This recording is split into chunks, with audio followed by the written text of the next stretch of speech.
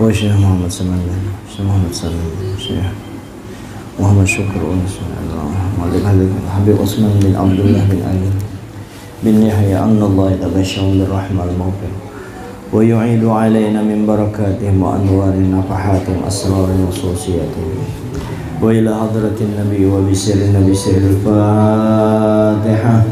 أعوذ بالله من الشيطان الرجيم. بسم الله الرحمن الرحيم. الحمد لله رب العالمين الرحمن الرحيم مالك يوم الدين. إياك نعبد وإياك نستعين اهدنا الصراط المستقيم صراط الذين أنعمت عليهم غير المغضوب عليهم ولا الضالين آمين. Assalamualaikum warahmatullahi wabarakatuh. Bismillahirrahmanirrahim. Alhamdulillahi rabbil alamin wa bihi nasta'inu ala umurid dunya waddin. Wassalatu wassalamu ala ashrafil anbiya'i wal mursalin wa ala alihi wa sahbihi wat tabi'in, amma ba'd. Fa aqulu fi qoulihi ta'ala Subhanaka la ilma lana illa ma 'allamtana innaka antal alimul hakim wa la hawla wa la quwwata illa billahil aliyyil azim. Rabbi shrah li sadri wa yassir li amri wahlul 'uqdatam min lisani yafqahu qawli. Pertama-tama marilah kita bersyukur kepada Allah dengan mengucapkan alhamdulillahirabbil alamin. Kemudian kita sampaikan salawat dan salam kepada junjungan kita Nabi besar Muhammad sallallahu alaihi wasallam. Mudah-mudahan kita senantiasa menjadi umat yang selalu mengenang Nabi di setiap waktu, setiap saat, sehingga kita akan mendapatkan kemanfaatan, dapat syafaat, dapat nur, dapat limpahan rahmat daripada Allah Subhanahu wa ta'ala, karena selalu mengenang, selalu mengingat, selalu ada di hati kita. Karena menyebut Nabi, mengingat Nabi itu jadi obat bagi kita. Kalau kita mengingat makhluk yang lain itu bisa jadi penyakit dan lain sebagainya. Kalau Nabi kita ingat, otomatis kita akan ingat kepada Allah Subhanahu wa ta'ala. Hadirin yang dimuliakan Allah Subhanahu wa ta'ala, kita menyambung tentang beberapa sifat. Nantinya di penghujung, setelah selesai kita membaca sifat 20, maka kita akan masuk kepada tentang 6 sifat yang ada ta'alluq, dan yang tersebut terbahagi 20 sifat. Ada bahagian-bahagiannya, 4 bahagian daripada sifat-sifat yang 20 itu, yaitu nantinya setelah kita selesai daripada membahas atau membaca sifat 20, sehingga kita akan lebih tahu kemana arah sifat 20 itu kita pelajari, menambah keyakinan i'tiqad kita kepada Allah, menambah kegemaran kita untuk menjalankan syariat Allah, dan kita semakin mengenal bahwa Allah Ta'ala yang laisa kamitslihi syai'un. Nanti ada sifat nafsiyah, ada sifat salbiyah, ada sifat ma'ani, dan sifat ma'nawiyah. Nah, dari 4 sifat ini masuk daripada sifat 20 itu kepada pembagian 4 sifat ini nantinya. Nah, sifat salbiyah tentu kita akan tahu, akan mengenal akan keberadaan Allah sebagai Tuhan kita. Insya Allah beberapa sifat lagi.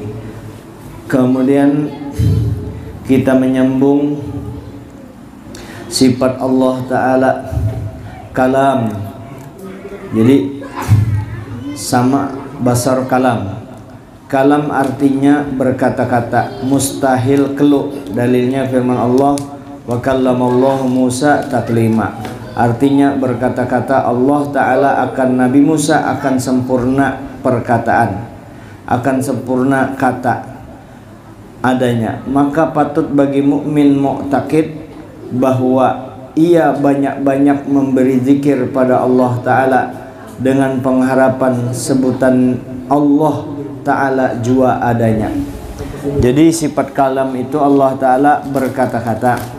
Kata-kata Allah Ta'ala kepada Nabi Musa, laisa kamitslihi syai'un. Makanya Nabi Musa tidak pernah terdengar atau di kitab atau terbaca sejarah bahwa Nabi Musa menjelaskan kalam yang dikeluarkan oleh Allah Ta'ala kepada Nabi Musa. Karena kalau Nabi Musa menjelaskan berarti itu lain kalam Allah Ta'ala. Karena sudah jelas satu, mulai zaman Nabi Adam dan seluruh para rasul sampai kepada Nabi Muhammad, itu semua agama yang dibawa adalah agama tauhid. Tuhannya adalah Allah Subhanahu wa Ta'ala. Dari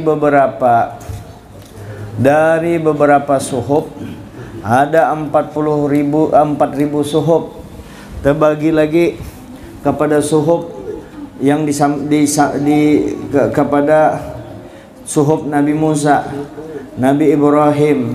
Kemudian dari 4 suhuf, dari 4.000 itu terbagi pulang kepada 4 kitab, yaitu kitab Taurat, Zabur, Injil, dan Al-Quran.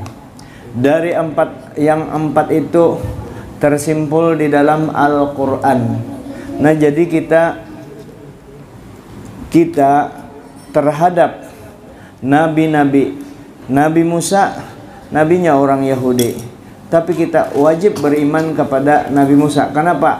Nabi Musa membawa agama tauhid. Nabi Ibrahim, Nabi Isa, jangan sampai kita kepada menganut agama Yahudi, orang Yahudi mengakui nabinya tapi tidak mau mengakui Nabi Isa. Demikian juga agama Nasrani mengakui agama Yahudi mengakui Nabi Musa sebagai nabinya tapi tidak mau mengakui Nabi Isa sebagai nabinya. Demikian juga penganut Nasrani mengakui Nabi Isa sebagai nabinya tapi kadang mau mengakui Nabi Musa sebagai nabi juga. Nah, kemana? Nah, itu ada juruntol urusannya. Minta tolong deh. Ya. Ayo sudah terlaksana urusannya. Ayo sudah. Kamu kemana? Jua? Ya Jua kah? Ayo sudah bergilir. Ayo sama Eri, sama Eri. Ya, sama-sama. Ya. Yang dua-dua cocok banget. Nah, makanya kita kan wajib percaya secara global bahwa Rasul itu ada 313 Rasul. Berapa jar? Percayakah? Percaya wajib 313 Rasul. Sama dengan jumlah tentara Islam di Perang Badar. Yang wajib kita ketahui secara rinci yaitu 25 Rasul. Yang 25. Apakah itu berurutan? Kada yang penting tahu. Ketika pian ditanya Zulkifli Nabi kah? Kada. Tunggu dulu lah. Lain jangan berarti itu berdosanya kada tahu. Yahya pang Nabi kayak kada. Yahya Nabi nggak cukup. Asal ditakuni aja. Apakah Ilyasa bang? Nabi kah kada? Nabi juga aja. Ya bujur. Daud bang? Itu nyata. Sulaiman nyatanya. Dan itu semuanya. Para nabi itu wajib kita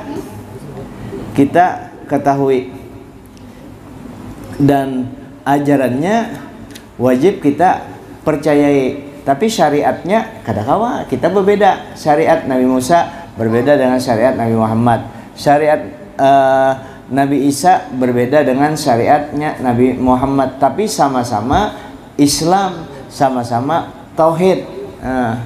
Sama-sama tauhid tak? Maulah berbeda Tuhannya. Nah itulah kejanggalan mereka. Makanya kan di Quran ada ujar orang Yahudi anu tuh kecil kada ada apa-apanya, Nasrani itu ujar bon Nasrani Yahudi itu juga kada ada apa-apanya. Nah ada kita tidak mengecilkan kedua-duanya karena kedua agama itu adalah agama samawi, datangnya daripada Allah Subhanahu wa taala. Percaya kita. Makanya kan ahlil kitab, sembelihan ahlil kitab masih bisa dimakan. Sembelihannya ahli kitab apa itu? Nasrani dengan Yahudi. Dengan orang Yahudi boleh, tapi ini anulah masih koma lah. Orang Yahudi dan Nasrani itu boleh wanitanya kita nikahi. Ini jangan dipotong lah, aku kada reda. Ini belum dianu, belum boleh dinikahi. Wal muhsanatu minal ladzina utul kitaba min qablikum. Boleh. Orang-orang yang menjaga dirinya, menjaga kebersihan dirinya. Tapi setelah pergeseran nilai, setelah ada perubahan-perubahan, maka ditakutkan beda banyak mudaratnya ketika kita menikahi wanita ahlil kitab tadi. Bujur tuh ada di Quran, cuma persyaratannya terpenuhi tidak. Di ayat itu sendiri mempersyaratkan wanita-wanita ahlil kitab boleh dinikahi di situ, tapi di situ wal muhsanat, wanita yang menjaga kehormatan dirinya. Sekarang Yahudi dengan Nasrani kawa kada menjaga kehormatan dirinya, ini aja baju sembarangan, gawian sembarangan. Itu persyaratan satu. Yang kedua, persyaratannya itu Kiai Haji Jamhuri dari aluh-aluh kah bati-bati dari aluh kah aluh-aluh tuh. Terus wanita ahlil kitab yang dimaksud adalah wanita ahlil kitab yang asli orang Yahudi. Karena ahlil kitab itu kan orang-orang agama yang diturunkan kepada orang Yahudi. Kalau orang Indonesia lain orang Yahudi, itu persyaratannya kada terpenuhi. Terus mereka yang qabla bi'satin nabi, mereka Yahudi yang asli itu adalah mereka yang belum nabi kita diutus. Berarti lepas sudah. Lepas kalau menurut persyaratan itu. Kemudian mereka yang bisa membaca kitabnya sendiri. Nah sekarang bisa kan membaca kitabnya. Kitabnya bahasa Ibrani, bahasa Suryani. Jadi terlalu banyak persyaratannya. Andai kata boleh secara mutlak andai kata boleh secara mutlak kita boleh menikahi wanita ahlil kitab, boleh secara mutlak, misalkan ada persyaratan, andai kata ada persyaratan, iya tetap juga bini kita kan orang Nasrani, kita orang Islam, maulah bini kita menjadikan anak kita orang Islam. Kalau maulah pasti dijadikannya Nasrani. Ini bukan menghantam penganut agama lain, mohon didengar secara bubuhannya secara bijak. Inilah, ini kan direkamnya. Contohnya kan kita kasus Jamal Mirdad dengan Lydia Kandau. Kan itu nikahnya kan Lydia Kandau agama Nasrani, Jamal Mirdad agama Islam. Nikah anaknya purun lah pian bisi anak jadi Kristen saikong yang di antara anak kita. Kenapa? Mamanya Nasrani, mamanya maulah anunya menjadikan Islam anaknya. Nah, disitulah kejanggalan disitulah mudaratnya ketika kita nikah beda agama. Makanya ulama menyatakan bahwa beda agama secara mutlak haram atau kada boleh. Kita tak dengan alasan tadi darul masfasid muqaddam ala jalbil masalih. Menolak kerusakan didahulukan daripada mengambil kemanfaatan. Hendak mengambil manfaat tapi bakalan ada musibah. Nah, kadu saja cari aja bebinian yang lain.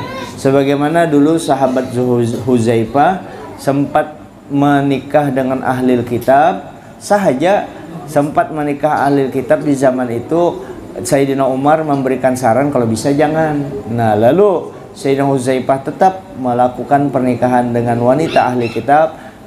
Kurun beberapa waktu kemudian, berapa tahun kemudian, Huzaifah menyatakan bahwa menyesal kenapa bahari aku kada menuruti perkataan Sayyidina Umar. Nah, itu pernikahan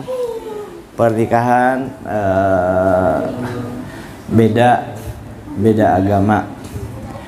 Nah, jadi kembali lagi, kita kembali kepada fokus kalam. Jadi Allah Ta'ala berkata-kata, mustahil Allah Ta'ala kelu. Dalilnya wa kallamallahu Musa taklima. Allah Ta'ala berkata-kata kepada Nabi Musa dengan sempurna perkataan. Kadada yang kawa digambarkan Nabi Musa sampai apakah 40 hari setelah mendengar kalam Allah Ta'ala itu tidak bisa mendengar kalam yang lain. Begitu indahnya, sempurnanya kalam Allah Ta'ala yang laisa kamislihi syai'un, yang tidak ada sebanding dengan sesuatu.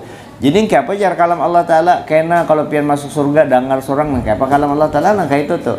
Apakah bisa dijelaskan? Karena bisa dijelaskan, karena itu berhubungan dengan masalah sifat Allah Ta'ala yang berkata-kata, yang segala yang langsung berhubungan dengan zatnya Allah Ta'ala yang sifatnya laisa kamislihi syai'un tadi, maka kadakawa diperdengar telinga kita yang mendengar itu pun Allah Ta'ala memberi kemampuan untuk mendengarnya. Nah waktu itu Nabi Musa lah yang diberi kemampuan untuk hanya mendengar kalam Allah. Adapun untuk bertemu Allah, melihat zat Allah, mukalamah dengan Allah langsung dengan zat-zatnya, itu kadakawa hanya Nabi kita yang diberi Allah Ta'ala kemampuan untuk itu. Nah lalu amalannya, kalau kita tahu Allah Ta'ala itu berkata-kata, kalau bahasanya berfirman, Allah Ta'ala itu berkata-kata, kita sudah tahu Allah Ta'ala maha berkata-kata tadi, maka kita banyak-banyak berzikir kepada Allah. Kenapa ya disuruh banyak berzikir kepada Allah? Apa hubungannya? Maka Allah Ta'ala kalam, maka Allah Ta'ala yang berkata-kata. Kenapa kita yang berkata-kata? Kenapa kita yang berzikir? Karena kalau kita berzikir kepada Allah, supaya pengharapan kita supaya Allah Ta'ala menyebut kita juga. Karena di Quran menyebutkan fazkuruni azkurukum washkuruli wala takfurun. Fazkuruni, ikam sebut dulu aku, ujar Allah Ta'ala. Azkurkum, hanya aku menyambat ikam. Fazkuruni azkurkum washkuruli wala takfurun. Sebut aku dahulu, hanyar aku menyebut ikam. Washkuruli, ikam bersyukur kepadaku. Wala takfurun, jangan sampai ikam ingkar, jangan sampai ikam kufur nikmat kepada aku. Maka menyebut berzikir kepada Allah berarti kita akan disebut oleh Allah, diperhatikan oleh Allah. Makanya berzikir kepada Allah itu, kenapa kita berzikir Allah Ta'ala? Allah Ta'ala menyebut kita. Kalau Allah Ta'ala sudah menyebut kita, apa yang kita dapatkan?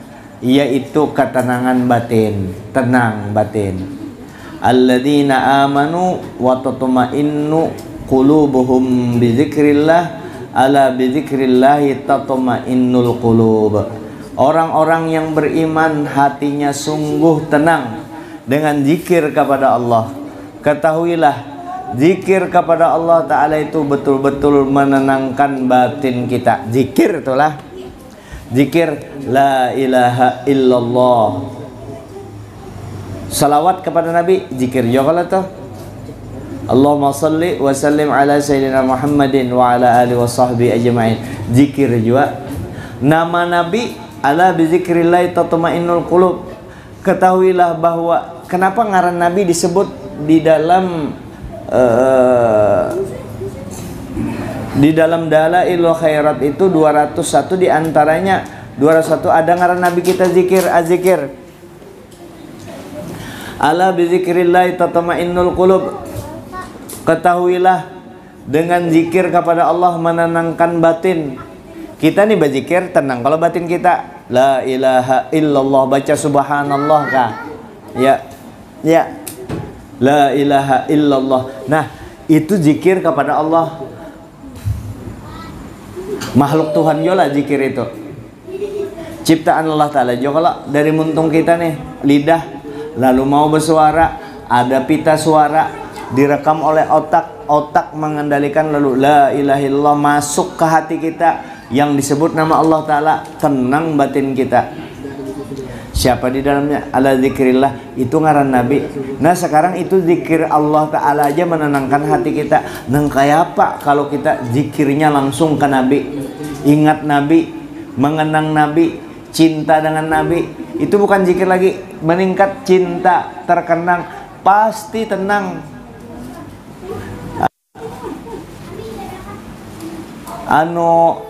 Sohibul zikir, Nabi kita, zikir bebukuannya Nabi kita, la ilaha illallah, la ilaha, itu zikir kepada Allah menenangkan batin juga, bersuara. Tapi kalau zikirnya Nabi, yang ngaran Nabi itu zikir, hebat Nabi kah hebat zikir? Ya kalau kayak itu, kalau tuh lalu kita keganangan Nabi dengan Nabi, otomatis tuh zikir juga tuh, zikir juga kepada Allah, ingat juga kepada Allah tuh, ingat. Jadi kayak apa jar? La ilaha illallah harus dibaca. La ilaha illallah juga dibaca juga, ada waktunya. Kalau kita ada kalau tuh, apalagi tarekah Syekh Seman tuh, ada kalau dibaca tuh 166 tuh zikir juga. Ada juga selawatnya, ada juga 100 dibaca selawatnya. Jadi la ilaha illallah dibaca, salawat dibaca. Salawat jar ujar Habib Umar kalau tuh, aku salawatku jar sini berfungsi sebagai tasbihku kepada Allah. Salawat itu sebagai istighfarku kepada Allah. Salawat itu sebagai ini. Jadi memang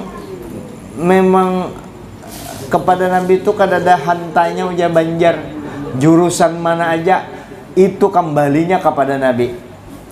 Apa aja jalan kebaikan, cari jalannya tuh pasti ketemunya dengan Nabi juga tuh, ujung-ujungnya dengan Nabi juga, mesti semua kada terpisah dengan junjungan kita Nabi besar Muhammad sallallahu alaihi wasallam. Jadi kalau kita berzikir kepada Allah, la ilaha illallah, la ilaha illallah, la ilaha illallah, harus ada apa? Harus ingat kepada Nabi kita sallallahu alaihi wasallam. Rusak zikir kita kalau kada ingat kepada Nabi kita. Kemana Allah Ta'ala? Kada bakalan terlapis mengingat Nabi itu, iya jalur untuk mengingat kepada Allah Subhanahu wa Ta'ala. Ternyata dalilnya itu ada. Habib Ja'far Quddus itu nah, la ilaha illallah, la ilaha illallah, sallallahu alaihi Muhammad, la ilaha illallah, sallallahu alaihi Muhammad. Sekalinya ada dalilnya, guru semana membukakan kitabnya itu. Jadi jangan sampai kita lupa kepada Nabi ketika kita zikir. Maka orang bisa wasil kepada Allah Subhanahu wa Ta'ala ketika dia ingat kepada Allah, ketika dia ibadah kepada Allah, dijadikannya Nabi untuk yang menyampaikan, yang az-zakir tadi, yang berzikir menuju Allah Subhanahu wa Ta'ala. Jadi kalau pian hanya ulun kah, pian kah berzikir semata-mata la ilaha illallah, kosong, kadada yang lain disertakan, kadada Nabi kita disertakan di situ. Iya pemanasan kan orangnya, pandangasan, penstresan, merasa hebat terus. Ini sampai kepada Allah Ta'ala langsung nyada pang, menyada berarti hendak sama dengan Nabi. Nabi sampai berjalan kepada Allah, kita juga berjalan kepada Allah. Hebat benar kita. Kita mesti ya, jangan sampai Nabi itu dianggap artinya nang kaya amun aku berzikir bahimat berarti samai dengan Nabi lah, aku anak langsung sampai kepada Allah. Kada, mesti kita hendak napa aja kepada Allah Andak gawi apa aja mesti kita selalu mengenang Nabi, selalu membawa Nabi. Makanya kita jangan lepas sholawat kepada junjungan kita Nabi besar Muhammad SAW. Nah itu dulu. Kemudian ini para kalau lagi nih kemarin sudah dibahas kan masalah kurban. Adakah sudah masalah kurban dibahas? Kada ada. Nah ada kalau pernyataan di medsos itu bahwa umat Islam Indonesia salah kaprah tentang bahwa seekor sapi 7 orang, 1 kambing 1 orang. Itu salah kaprah ujar sidin yang di medsos itu. Nah untuk satu ini kita kada manu ke pribadi sidin, kita manu masalah hukum lah, masalah hukum yang memadahkan 1 kambing untuk sekeluargaan atau 1 sapi untuk sekeluargaan. Misalnya isi rumah keluarganya itu 7 orang atau 8 orang, di rumah itu 8 orang, lalu inya menyembelih seekor kambing, cukuplah menyembelih seekor kambing itu untuk 8 orang. Jangankan 8 orang, 20 orang di dalam rumah itu inya menyembelih 1 kambing itu, cukup 1 kambing itu untuk 20 orang di rumah itu. Cukupnya di mana? Di bidang sunnahnya. Nah, di bidang sunnahnya ujar Datuk Kalampayan, kalau orang serumah itu ahlil bait dimasuk ini. Isi rumah itu ulama pun terbagi 3. Cuma kita singkat dulu yang nyaman. Artinya orang yang di dalam rumah kita nih ada 20 orang, kambing disembelih seikung, maka cukup kambing seikung ini untuk menggugurkan 20 orang itu. Menggugurkan apa? Menggugurkan kesunnahannya. Sunnat tadi ngarannya sunnat kifayah. Nah, menyembelih 1 kambing untuk orang sarumahan, 20 orang sarumahan, cukup 1 kambing itu untuk menggugurkan tanggungan sunnah, ngarannya sunnah kifayah. Tapi ujar Datuk Kalampayan, namun Jarsidin, tetap aja yang dapat pahala seikung orang aja yang terhitung oleh kambing itu. Berbeda dengan di medsos itu. Kadada itu Jar, kadada. Nah, contoh sapi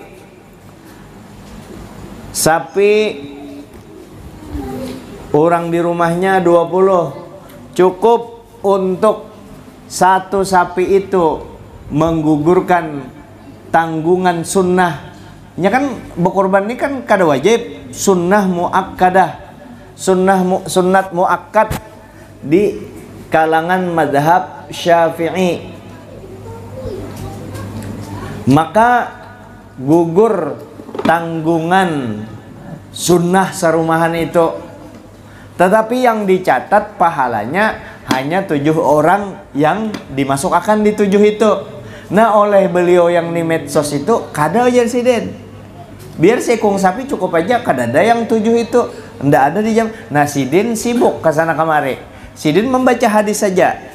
Ada kita ulama kita pakai itu sidin hanyar tahun berapa 3 tahun ini. Kalau yang pernyataan 1 kambing 1 orang, 1 sapi 7 orang itu bukan hanya 3 tahun, 1000 tahun lebih, 1200 tahun yang lalu sudah dibahas ulama. Bukan 1 hadis saja ulama manu, berbagai macam hadis. Makanya saya ingatkan kembali bubuhan Wahabi, sampean berpendapat tentang kayak apa aja silahkan, itu bagus lagi. Pendapat sempian tidak mau mengakui tahlil, kada apa-apa. Tahlil bukan termasuk kewajiban, termasuk bukan keyakinan. Tetapi ikam jangan menyalahkan orang yang kada bertahlil. Inilah ngarannya khilafiyah. Ikam betahlil kada kada di zaman Nabi, ini dalilnya. Kami betahlil kada di zaman Nabi, tapi kami lakukan, ini dalilnya. Ada bid'ah hasanah. Jadi masing-masing ini ngarannya khilafiyah. Nah khilafiyah itu di dalam agama kita boleh berbeda, tapi ente jadikan khilafiyah ini tafarruq, jadi pertengkaran.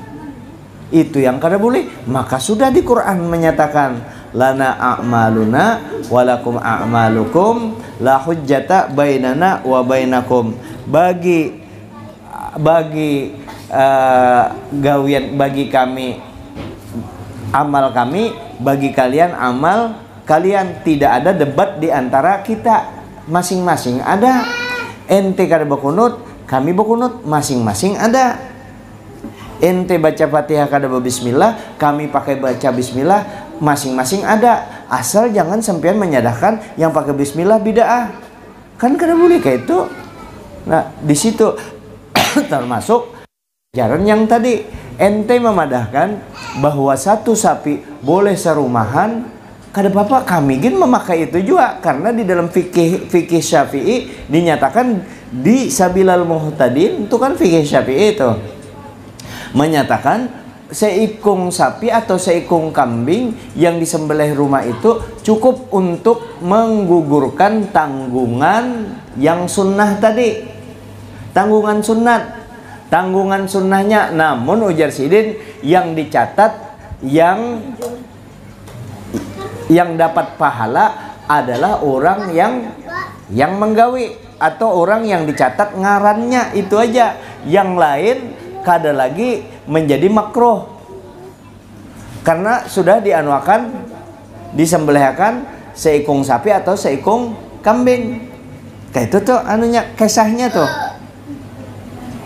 Kayak itu kisahnya. Nah lalu Datu Kalampayan memberikan perbandingan ujar Sidin. Bandingannya seperti ini ujar Sidin. Seperti fardu kifayah. Seperti fardu kifayah. Di kampung ada jenazah, orang kadada yang hakun memandikannya, kadada yang hakun mengapani, kadada yang hakun menyembahyangkan, kadada hakun. Sekampungan ada jenazah, sekampungan kada mau. Ini kan kisah fardu nih, fardu kifayah. Kalau sekampungan kadada yang mau menyembahyangkan, memandikan, mengapani, menguburkan jenazah, kadada yang hakun, berdosa kada orang sekampungan? Berdosa kalau. Nah ini fardu kifayah ujar Datu Kalampayan. Lalu ada seikung orang kampung itu, ada yang seikung sidin memandii, sidin mengapani, sidin menyembahyangkan, sidin juga yang menguburakan, sorongan aja orangnya. Ampilah berdosa sekampungan itu. Kada berdosa kalau sekampungan karena ada seikung yang menggawi. Tapi yang dapat pahala siapa? Yang menggawi. Kalau maulah yang bertinggal di rumah kada. Nah nangka itu juga perbandingannya bukan kedada. Artinya satu kambing itu sarumahan menggugurkan kesunahannya, sunat. Kalau sunat kifayah ngarannya sunat kifayah, anunya sunat muakkadah. Kecuali orang ini kada ada lagi keluarganya, inya sorongonannya aja, maka sunat ain ngarannya. Nah maka yang dicatat aja yang dapat pahala, yang lain pang gugur kesunahannya, artinya inya kada jadi makruh lagi. Nah itu sunnah kifayah. Nah, itu menjawab pernyataan salah satu syekh untuk inilah, jangan menyebar ke pribadi sidin, umum pribadi sidin. Oh kita nah hormat bana lawan sidin, orangnya mulia baik. Cuma ada beberapa pendapat beliau yang bisa kita koreksi. Kenapa? Bersalahan dengan Ahlus Sunnah wal Jamaah, bersalahan dengan di madhab fikih madhab Syafi'i yang biasa kita ikuti para ulama kita. Nah itu kira-kira bisa dipahamilah, siapa tahu penjelasan fikihnya nih. Jadi ujar Sidin cukup jadinya satu kambing yang memadahkan satu kambing itu 1 orang, yang sapi 7 orang, ndak ada itu jarnya. Itu salah kaprah. Pantas saja orang Indonesia ini Islam KTP. Nah itu menggurak jualan sedikit. Orang Indonesia padakannya Islam KTP, nyaman mana muha. Walaupun belum tahu Jepang orang Islam ini kan di Indonesia memang ada gejala, memang banyak orang awamnya karena kayak itu. Cuma jangan coba kan Islam KTP, karena sempian berdakwah di Indonesia waktu itu. Jangan ya kan kita wajib juga kita membela kita orang Indonesia dibanding bubuan pian yang di Saudi itu pang bubuan sempian di sana lebih bangga berbahasa Inggris lagi bubuannya daripada bahasa Arab. Bubuan kami orang Indonesia ini senang kami berbahasa Arab ya, dan kami Islamnya Indonesia. Mau bukti Islamnya Indonesia, ada salah seorang yang pemikir berat, hebat pemikir, hanya ke daerah Timur Tengah, kemana-mana, kada masuk Islam. Setelah ke Indonesia, anyarnya mau masuk Islam. Karena Indonesia ini Islamnya pintar benar, menyesuaikan, bisa membawa diri Islamnya Indonesia. Mungkin perlu sampean periksa bagaimana ibadahnya Islamnya orang Indonesia ketika di Mekah, santunnya orang Indonesia. Ya budaya kami. Jadi jangan juga sampean madahkan orang Indonesia Islam KTP kan seberataan lah. Kita perlu juga menjaga kehormatan bangsa kita ini ya, yang mayoritas beragama Islam. Dan kami orang Indonesia dalam keadaan susah kayak ini, negara kami sejak kemerdekaan kan ekonomi kita jarang kalau terangkat tuh ya, kalau selalu dalam gojolak terus. Tapi kami tetap ada di jalan lurus. Pondok-pondok pesantren kami tetap berjalan.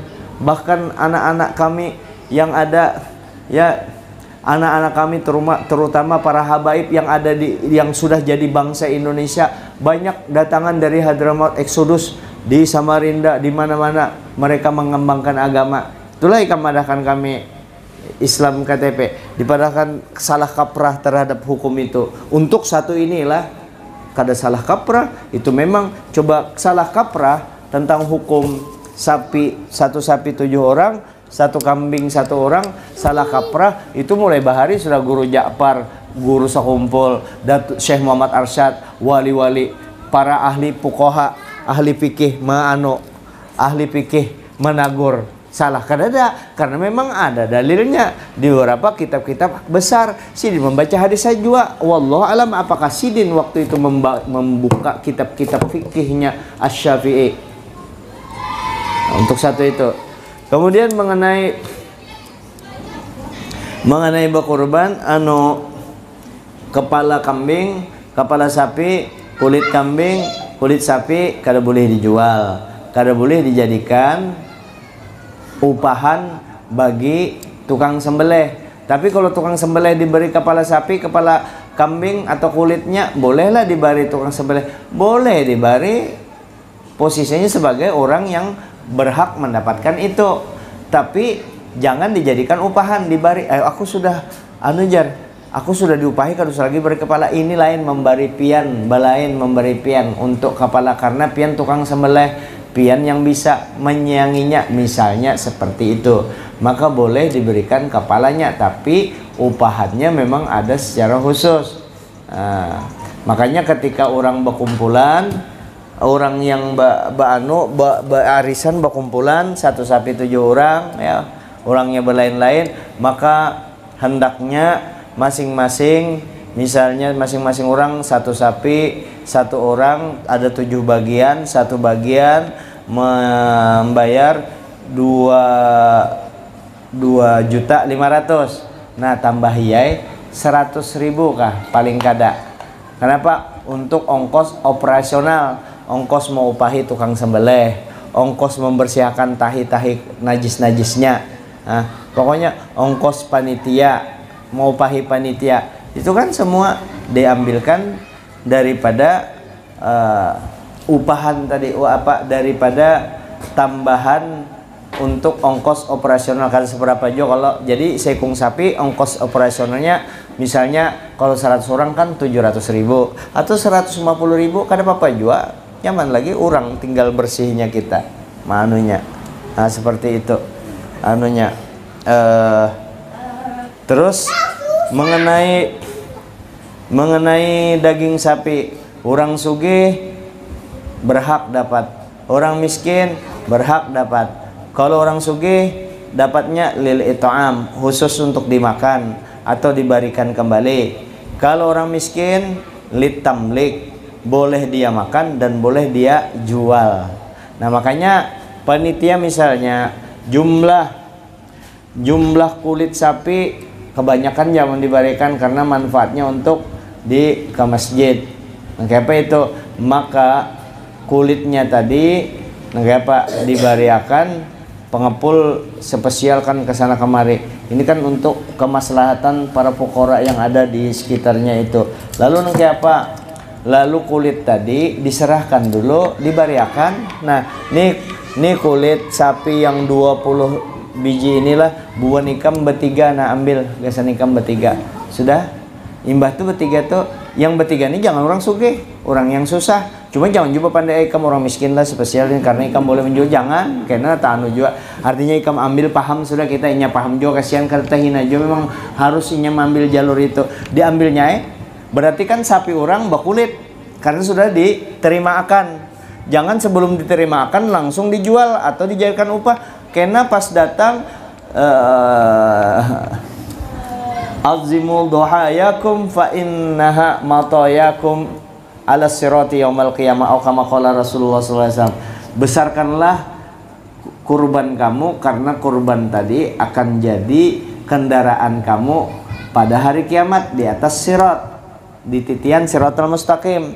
Jadi kendaraan kamu pas datang yang berkurban. Begitu hendak mengendarai sapinya, kepalanya kadada takut kemana kepalanya, ujung malaikat sudah dijual panitia aja atau dijadikan upah. Hendak menaiki, mana kulitnya dijual lawan pengepul jar oleh panitia. Nah, makanya jangan dijual dulu. Begitunya hendak naik sapinya, maka semalam jar dijual panitia. Kenapa ada ada aja kulitnya, maka dijual olehnya. Itu semalam oleh panitia diserahkan dulu dengan panitia yang miskin. Panitia yang miskin terimakan kan, makanya ada kulitnya diterimakan. Tapi dia itu setelah jadi miliknya hanya dijualnya lah 20 kulit tadi. Duitnya ada 2 juta harganya. Nah, sudah 2 juta bertiga. Kalau nanti kami menjual sudah kulit sapi jadi 2 juta 20. Diapa ini duitnya? Ujar ketua panitia, ikam aja atur bertiga itu serahnya. Oh, ada orang ada 10 bebannya, bagi 200 orang, ampunnya sudah ya kalau diatur kayak itu. Terus minta maaf lah ini buahnya. Terus yang terpakai banyu masjid itu kan ada hubungannya dengan panitia kurban. Kan banyu masjid kada seberapa juga. Satu kubik itu 5 drum. 5 drum itu 10.000 kah harganya? 5.000 kah? Anggap 10 drum. Jadi panitia Anda kayak 50.000 di celengan masjidnya kan diniatakan mengganti banyu yang dipakai. Muka itu jar aku bawa udu bayar juga kan, itu lain kisah. Ada ini di luar ibadah. Artinya ini bahati-hati aja, Pang. Ya kalau bahati-hati aja. Kan seberapa jo kalau tuh kecil aja 50.000 kalau segini panitia ulun pian tuh guru masjid minta minta ganti banyu yang dipakai panitia kecil ulunkin kawai. Ya kalau seluruh masjid Samarinda tuh ya kawam ganti. Mustahil jo suruh masjid Samarinda minta. Nah, itu untuk banyunya diganti aja kada seberapa ya, kalau paling 20.000 kada purlah mengganti banyu 20.000, pasti 50.000 paling kada.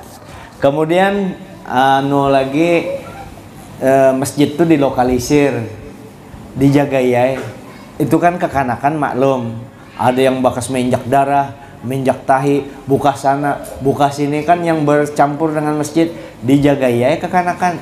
Jangan lewat sini, jangan dijagai supaya kebersihan masjid, kebersihan, karena lebih penting orang yang sembahyang berjamaah fardu ke masjid. Nah itu kita jagakan kebersihan masjid kita. Jangan bebarangan. Buju-buju mucai. Kena kekanakan yang bekas tahi naik ke masjid, masuk ke masjid. Nah, kayak apa cara membersihkannya? Maka untuk sementara penyembelihan, sementara menatak-natak tulang itu yang masih berhamburan di sana sini, maka dijaga. Kemudian ada beberapa ada satu ulun belum pernah mencoba juapang dari ada salah seorang habib mengadakan itu menghilangkan kan bau amis kalau tuh darah itu. Jadi ujar sidin cukup mentimun itu dicancang mentimun, dihaluskan andak di derum sebiji aja mentimun, dicampur di banyu di derum itu. Setelah sudah jadi satu dicampur situ, kan sudah sudah disiram darahnya nih, itu sudah bersih. Itu terakhir banyu mentimun itu disiram di bekas bekas darah itu, insya Allah baunya kada jan amisnya itu, termasuk ujarnya untuk menghilangkan bau amis yang kada tahan, bau daging, bau ayam yang biasa kan menghilangkan baunya itu pakai mentimun mentimun itu menghilangkan bau. Kalau yang kita tahu itu kan yang melemahkan daging kanas ya, kalau menghilangkan bau mentimun. Nah, kemudian juga sekedar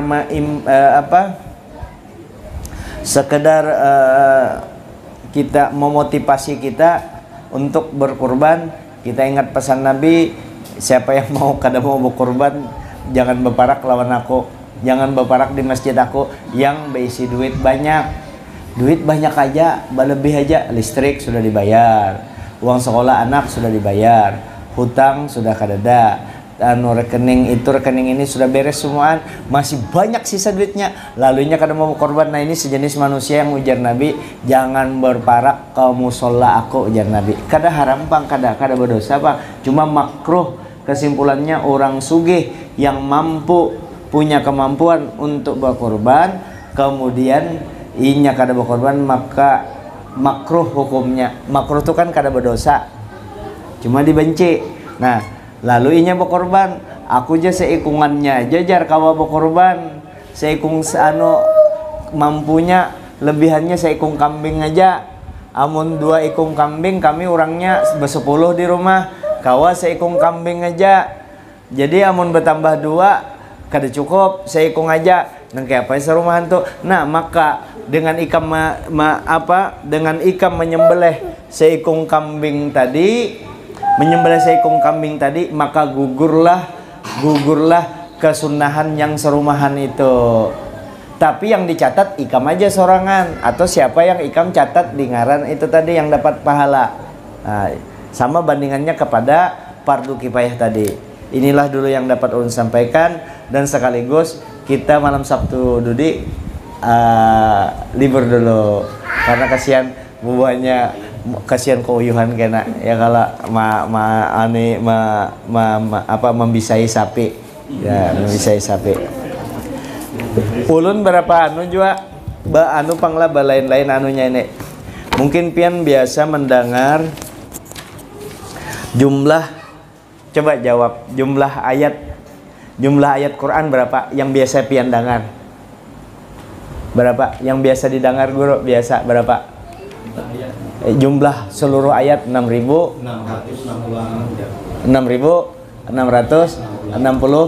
ayat. Waktu itu ulun dengan Bapak Profesor Dr.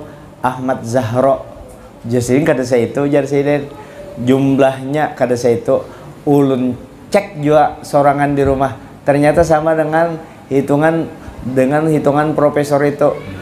Ulun catat ulun catat mulai Fatihah. Tapi kalau dihitung pang ayatnya satu-satu. Fatihah liati 7, Al-Baqarah 286, Ali Imran sekian, Al-Maidah sekian, sampai qul a'udzu birabbin nas. Sekalinya kada 6.600, kada 6.324. 6.236. 6.236. Selisihnya berapa? Selisihnya 430. Kalau bismillah dianggap ada bismillah 113 kada memenuhi juga, walaupun bismillah itu kada termasuk ayat, kecuali Fatihah aja. Kalau yang bismillah ada tulisannya nomor 1, yang lain kan kada dianggap 1. Jadi ini sekadar kita kan fakta. Coba cobakan di rumah supaya meyakinakannya kada sampai sejam jo, setengah jam aja tuh. Pian catat lihat itu Al-Fatihah 7 ayat, catat. Amun kada kawama bahasa Arabnya kada tahu kan nya bahasa Arab, kalau jumlah ayatnya tuh dilihat di ujung Fatihah berapa jumlah 7, berarti 7 Fatihah. Imbah tuh Baqarah 286, Ali Imran sekian, sampai 114 ayat itu jumlah ayatnya 114 surah, jumlah ayatnya 6.326. 6.236 nya kan 6.666, kada 6.236. Kalau misalnya ada beberapa ayat yang terbagi dua, karena seperti yang Fatihah yang dimulai Alhamdulillahirabbil alamin tetap 7 juga, karena di ayat ke-7 itu dijadikan 2. Iyyaka na'budu siratal ladzina an'amta 'alaihim, ayat ke-6 ghairil maghdubi 'alaihim waladdallin, ayat ke-7. Andai kata nangka itu mana-mana lagi ayat yang lain itu dipersilihkan, ada kita lihat sesuai dengan jumlah ayatnya itu 6.236 ayat. Itu anunya perlu juga kita tahu itu, dan itu fakta kenyataan. Nah, inilah yang dapat ulun sampaikan. Minta ampun maaf, minta redha, mudah-mudahan ada manfaatnya. Mudah-mudahan kita senantiasa dimukakan oleh Allah Ta'ala ilmu agama yang sebagai imam dalam kita beramal menuju Allah Subhanahu wa Ta'ala. Ingat pesan Sayyidina Ali, 2 orang yang bahuku tuh kada tahan memikul, bisa patah bahuku. 2 orang yang ini aku kada mampu. 1, orang yang beribadah kada berilmu. 2, yaitu ulama ulama yang jahat. 2 ini yang Sayyidina Ali kada kau menaklukkan. Tapi kalau orang pintar, ulama yang jujur, biar kayak apa mereka kada kawa mengalahkan aku. 1000 orang pintar pasti takluk lawan aku jasina. Tapi 1 orang bungol aku menyerah, ujar Sayyidina Ali. Karena 1000 ulama itu melihat dia kebenaran, makanya mau menuruti. 1 orang bungol, maka orang bungol ini merasa pintar terus, biar dipadahi inya merasa. Nah itu, mudah-mudahan kita selalu berada di jalur ilmu, selalu mendapat hidayah. Jangan lupa Nabi kita selalu kita gandeng. Ingat, kita berzikir kadada gunanya zikir kita kalau kadada menyebut nama Nabi kita. Bagaimana kita bisa lupa kepada Nabi, sementara dari sisi manapun kita tidak bisa lepas daripada junjungan kita Nabi besar Muhammad sallallahu alaihi wasallam. Al-Fatihah. A'udzubillahi minasyaitonir